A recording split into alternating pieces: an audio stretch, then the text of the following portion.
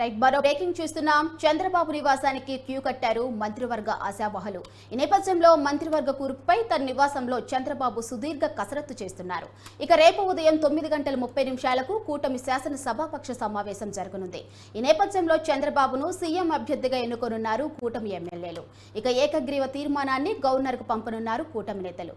ఇక ప్రభుత్వం ఏర్పాటు చేయాలని కూటమికి ఆహ్వానం పంపినట్లు కూడా గవర్నర్ తెలుస్తుంది.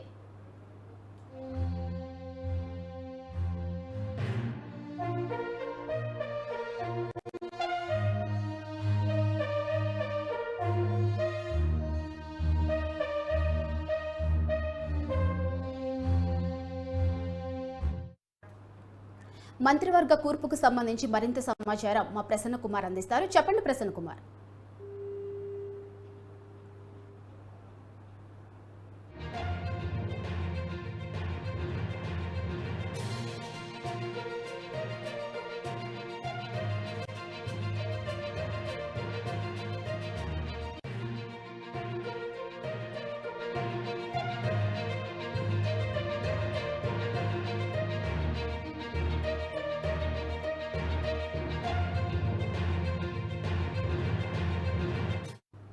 చంద్రబాబు నివాసానికి క్యూ కట్టారు మంత్రివర్గ ఆశావహులు. మంత్రివర్గ కూర్పుపై తన నివాసంలో చంద్రబాబు సుదీర్ఘ కసరత్తు చేపట్టారు. అయితే రేపు ఉదయం 9:30 కూటమి శాసనసభాపక్ష సమావేశం జరగనుంది. ఈ నేపథ్యంలో చంద్రబాబును సీఎం అభ్యర్థిగా ఎన్నుకోనున్నారు కూటమి ఎమ్మెల్యేలు. ఇక ఏకగ్రీవ తీర్మానాన్ని గవర్నర్కు పంపనున్నారు కూటమి నేతలు. ఇక ప్రభుత్వం ఏర్పాటు చేయాలని కూటమికి ఆహ్వానం పంపనున్నట్లు గవర్నర్ తెలుస్తుంది.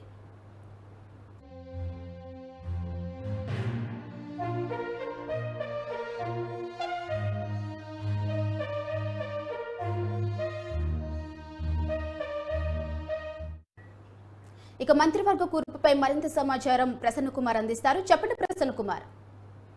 అంటే ఓవరాల్ గా రేపు ఏపీ కేబినెట్ సంబంధించి కీలకమైన పేర్లు బయటకు వచ్చే అవకాశం ఉంది. ఎందుకంటే ఎల్లుండి అఫీషియల్ గా ప్రమాణ స్వీకారం ఉంటుంది కాబట్టి ఏపీ కేబినెట్ లో 20 మంది టీడీపీ, 3 జనసేన, 1 బీజేపీ, 25 మంది ఉంటారు. ముఖ్యమంత్రి కాకుండా 25 మంది ఉండడానికి అవకాశం ఉంది కాబట్టి 25 మంది. ఇందులో సీనియర్ నేతలు ఎక్కువగా టీడీపీ నుంచి వచ్చే అవకాశం కనిపిస్తుంది.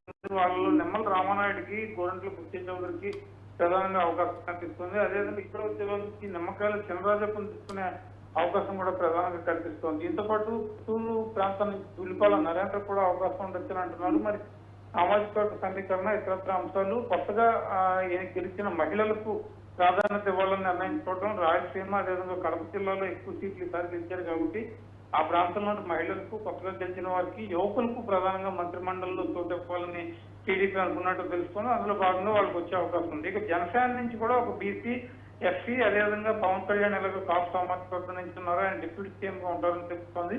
మరి పవన్ కళ్యాణ్ హోంశాఖ ఇస్తున్నారని తెలుస్తుంది. మరి దాని మీద ఇంకా క్లారిటీ రావాల్సింది. అదేవిధంగా బీజేపీ నుంచి కూడా 8 మంది గెలిచారు కాబట్టి వాళ్ళలో ఒక 2 కేబినెట్ లో తీసుకునే అవకాశం ఉంది. ఓవరాల్ గా పూర్తి స్థాయి కేబినెట్ కూర్పు రేపు రాత్రికి పూర్తవుతుంది. ఎల్లుండి వీళ్ళంతా కూడా ఎల్లుండి ఉదయం 11 గంటలకి ముఖ్యమంత్రి చంద్రబాబు నాయుడు ప్రమాణ స్వీకారం చేసిన తర్వాత వీళ్ళు కూడా మంత్రులు అందరూ కూడా ప్రమాణ స్వీకారం చేస్తారు. ప్రస్తుతం చంద్రబాబు ఇంటికి నేతలంతా కూడా క్యూ కడుతున్నారు. ఎందుకంటే సుమారు 138 పైగా గెలిచిన పరిస్థితి ప్రధానంగా కనిపిస్తోంది. జనసేన 21 గెలిచి, బీజేపీ కూడా 7-8 మంది గెలిచారు కాబట్టి వీళ్ళంతా కూడా ఆశావాహులు చంద్రబాబు ఇంటికి వస్తూ ఉన్నారు. చంద్రబాబుని రేపు శాసనసభ పక్ష నాయకులు ఎన్నుకుంటారు. తర్వాత గవర్నర్ దగ్గరికి వెళ్ళి లీడర్ గా ఎన్నుకున్నామని చెప్తారు. ఆ తర్వాత కేబినెట్ మీద ప్రధానంగా దృష్టి పెడతారు. కాబట్టి ఈ రోజే చంద్రబాబు మద్దతు, చంద్రబాబును ప్రసన్నం చేసుకోవడానికి చాలా మంది నేతలు వస్తున్న పరిస్థితి అయితే మనకు కనిపిస్తుంది. ఓకే ప్రసన్న, డిప్యూటీ సీఎం ఎవరన్నది ఇప్పటివరకు క్లారిటీ ఏమన్నా వచ్చిందా? అంటే యాక్చువల్ గా పవన్ కళ్యాణ్ కి డిప్యూటీ సీఎం ఇస్తారు అని అనుకుంటూ ఉన్నారు. మరి పవన్ కళ్యాణ్ దానికి అగ్రీ చేసినట్టుగా కూడా తెలుస్తుంది. అయితే డిప్యూటీ సీఎంలు ఎక్కువ మంది కాకుండా సింగిల్ డిప్యూటీ సీఎం ఉండాలి. ఆంధ్రప్రదేశ్ రాష్ట్రానికి సంబంధించి సింగిల్ డిప్యూటీ సీఎం ఉంటేనే తాను చేయడానికి ఇంట్రెస్ట్ గా ఉండాలని తెలుస్తుంది. కాబట్టి ఆయన ఒకరికి ప్రధానంగా ఇచ్చే అవకాశం ఉంది. మరి ఆయనకి పోర్ట్ఫోలియోకి సంబంధించి ఏం ఇస్తారు, డిప్యూటీ సీఎం ఇచ్చిన తర్వాత ఏ పోర్ట్ఫోలియో పవన్ కళ్యాణ్ తీసుకునే అవకాశం ఉందని కూడా మనం చూడాల్సి ఉంది. ఓకే ప్రశ్న, బీజేపీ వాళ్ళకి ఏదైనా ఎంతమందికి పదవులు దక్కే అవకాశం ఉంది? అంటే బీజేపీలో ఒకరు కానీ 2 కానీ పదవులు దక్కే అవకాశం కనిపిస్తుంది. ఎందుకంటే వాళ్ళు 8 మంది గెలిచారు కాబట్టి తప్పనిసరిగా. ఎందుకంటే ఎన్డీఏలో కూడా టీడీపీ భాగస్వామిగా ఉంది. టీడీపీ పదవులు కూడా తీసుకుంది. ఆల్రెడీ 3 పదవులు అంటే టీడీపీకి 2, ఇటు బీజేపీకి 1 పదవి వచ్చిన పరిస్థితి ప్రధానంగా కనిపిస్తుంది కాబట్టి దానికి సంబంధించి ప్రధానంగా బీజేపీ నుంచి కూడా ఒక ఇద్దరికి కేబినెట్ లో చూడదక్కే అవకాశాలు కనిపిస్తున్నాయి. బీజేపీలో ఎవరికి ఇస్తారు ఏంటి అనేది రేపు స్పష్టత వచ్చే పరిస్థితి. సత్యకుమార్ ఒకరిని తీసుకుంటారని తెలుస్తుంది. సత్యకుమార్ని కాకుండా ఇంకా ఎవరినైనా తీసుకునే అవకాశం ఉందా వేరే చూడాలి. ప్రసన్న, జనసేనకు సంబంధించి 21 మంత్రుల్లో ఎవరికి పదవులు దక్కే అవకాశం ఉంది? అంటే జనసేనలో వరప్రసాద్, పవన్ కళ్యాణ్ కాకుండా కందులు దుర్గేష్ ఉన్నాడు. కానీ కందులు దుర్గేష్ కాపు సామాజిక వర్గానికి చెందిన నాయకుడు కాబట్టి నెల్లిమర్ల నుంచి లోకం నాగమాధవ్కి బ్రాహ్మణ సామాజిక వర్గం నుంచి ఆమెకు తీసుకునే అవకాశం కనిపిస్తుంది. విజయనగరం జిల్లా నుంచి ఆమె, పవన్ కళ్యాణ్, మరి వేరే వరప్రసాద్ రాజోళ్ళు మూడవరం ప్రాంతంలో ఎస్సీ సామాజిక వర్గం గెలుపొందింది కాబట్టి వాళ్ళకి అవకాశం ఉండే అవకాశం కనిపిస్తుంది. ముగ్గురికి జనసేన నుంచి ప్రధానంగా పదవులు దక్కే పరిస్థితి అయితే ప్రస్తుతం ఉంది. Right, thank you Prasanna.